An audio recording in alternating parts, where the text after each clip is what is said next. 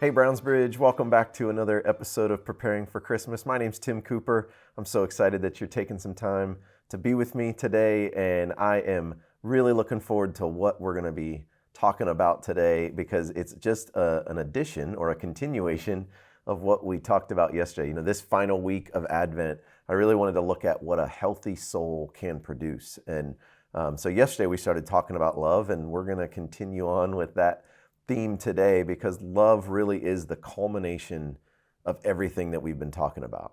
That when we pay attention to our souls and when we are guided by our souls and we're inviting God into all the little moments of our lives, we start to be people that reflect God. And when we reflect God and when we reflect Jesus, we are reflecting love.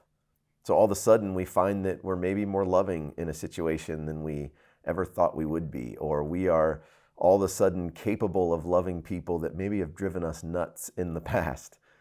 But that is not because we're now special or we're doing awesome or we're gritting our teeth or trying to figure out just how to do this on our own. It's because we're letting God work through us. And so that's why we're talking about love over these 2 days.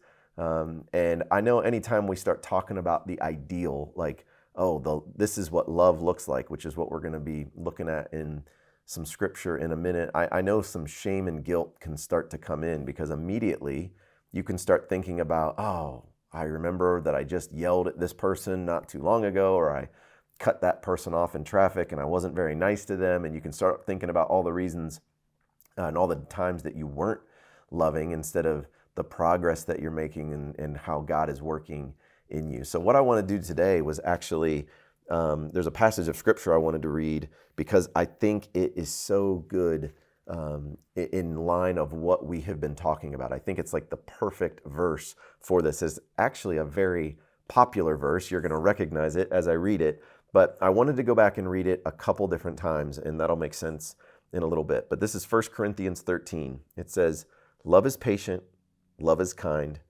It does not envy, it does not boast. It is not proud. It does not dishonor others. It is not self-seeking. It is not easily angered. It keeps no record of wrongs. Love does not delight in evil, but it rejoices with the truth. It always protects, always trusts, always hopes, always perseveres, because love never fails." And I love that passage. Of course I do. But I think it is such a good reminder to us at what, not just what love looks like, but how people experience us when we are loving. And so what I would like to do, if I was sitting across from you, I would actually love to read you into this passage. Meaning, if I knew your name and I was sitting here, I would read this passage, but I wouldn't do it talking about what love looks like. I would do it talking about what you look like if you're loving. So I would say, when you are loving, you are patient and you are kind. You don't envy, you don't boast, and you are not proud. Because when you're loving, you don't dishonor others and you're not self-seeking and you're also not easily angered. When you're loving, you don't keep record of wrongs because love does not delight in evil, but it rejoices with the truth. When you are loving others, you are always willing to protect, always willing to trust, always hope, and always persevere, because love never fails. And that's what my hope is for you and for me this Christmas season, that God would use us and we would be people that are known as loving. That maybe this Christmas season you're around some relatives you haven't been around for since last Christmas, and they're like, there's something different about them this year. And that it would be just that God is working through our souls and working through us in a way that maybe we have not seen him do before because we're making space. It's the culmination of this journey that we have been on, that when we prioritize the care of our souls, that God shows up and he transforms us into something that looks more like his son.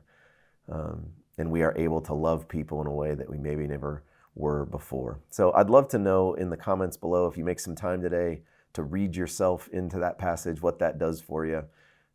Maybe leave a comment of how that worked and what it was like to invite God into that space.